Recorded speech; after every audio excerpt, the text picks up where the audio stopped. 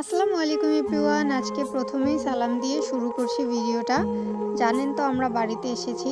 ঈদ যতটা ঘনিয়ে আসছে মনের মধ্যে আনন্দটা মনে হয় ঠিক ততটাই বেড়ে যাচ্ছে। যদিও সেই ছোটোবেলার মতো সেই ঈদের আনন্দটা এখন আর খুঁজে পাই না, কিন্তু সেই ঈদের আনন্দটা খুঁজে পাই এখন নিজেদের বাচ্চা কাচ্চাদের মধ্যে। আগে সকাল সকাল নিজেরা ঠিকই ঘুম থেকে উঠতাম, নিজেরাই সাজুগুজু করে বেরিয়ে যেতাম, বা মা গোসল করিয়ে দিত, সাজুগুজু করিয়ে দিত, নতুন পোশাক পরে তারপরে বাহিরে যেতাম। আর এখন আমাদের ঈদগুলো হয়ে গেছে, সকাল সকাল উঠি ঠিক আছে, কিন্তু নিজের সংসার সব কিছু সামলে তারপরে সন্তানকে খুব সুন্দরভাবে একইভাবে গোসল করিয়ে সাজুগুজু করিয়ে তারপরে ওদেরকে বাহিরে দেই। আসলে ঈদটা সে আগের মতো থাকলেও ঈদের ভিন্নতা আমাদের মধ্যে আসলেই চলে এসেছে। আর হঠাৎ হঠাৎ মনে হয় বড় হয়ে গেছি, বয়স হয়ে গেছে, সব কিছু মনে হয় এইটাই শেষ। তারপর আবার চিন্তা করি আমার ঈদ তো শেষ হয়ে গেল, কিন্তু যাদের জন্য এত কিছু করছি তাদের ঈদের খবর বা তাদের সুখ আনন্দটাকে তো বুঝিয়ে বা গুছিয়ে দিতে হবে, তাই না? তাদের আনন্দটা নিয়ে কিন্তু আমরা আনন্দ উপভোগ করি। আগে ঈদে পোশাক তৈরির জন্য বা কেনার জন্য মায়ের কাছে বাহানা করতাম, আর এখন নিজেই মা হয়ে গেছি, আমার কাছে উল্টো আমার ছেলে বায়না করে। আবেগটা কেমন জানি উল্টে গেল, তাই না?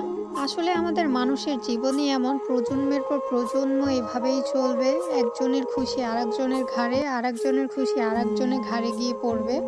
ঘাড়ে না অবশ্য, একজনের পর একজনের সুখের পালা চলে আসবে, এই আর কি। কি আর করার, এভাবেই আমাদের জীবন চলবে, এভাবেই আমাদের জীবিকা চলবে, আর এভাবেই আমাদের বেঁচে থাকতে হবে। একদিন ডাক দিলে একাই চলে যেতে হবে সব কিছু ছেড়ে ছুড়ে। আসলে দুনিয়া যেহেতু কেউই দীর্ঘস্থায়ী না, তাই যতই কষ্ট হোক না কেন একদিন না একদিন আমাদের সবাইকে ছেড়ে চলে যেতে হবে। যাই হোক, আজকে অনেক কথা বলতে বলতে ওদিকে আলু দিয়ে রুই মাছ রান্না করলাম, তারপরে করলা আলু ভাজি করলাম। এবার ইফতারের জন্য ইফতারিগুলো রেডি করে নেব।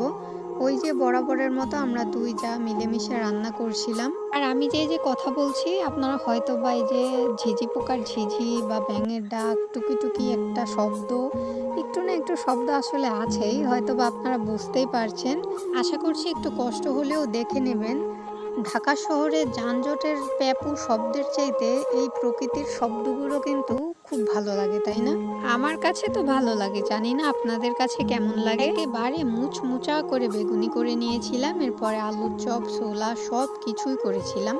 আসলে রান্নাও করি একটু একটু করে, ভিডিও যেহেতু করি সব সময় আর কি সব ভিডিও করে ওঠা হয় না। আর সন্ধ্যের আগে তো আমাদের মহিলাদের প্রচণ্ড কাজের চাপ থাকে। তারপর আবার গ্রামের বাড়িতে সব সময় ভিডিও তৈরি করতে কমফর্ট ফিল করি না। এই যে দেখুন, যেমন এই যে নাড়াচাড়া করছিল স্ট্যান্ডটা, একটা না একটা নাড়াচাড়া হয়ই, হয়তোবা মুরগি চলে আসছে লাফিয়ে, আর নয়তোবা নিজের হাতেই ধাক্কা লাগছে। যাই হোক, অনেক কথা বলে ফেললাম। আজকের ভিডিও হয়তোবা ভালো লেগেছে। সকলের কাছে বিদায় নিচ্ছি। আল্লাহ হাফেজ।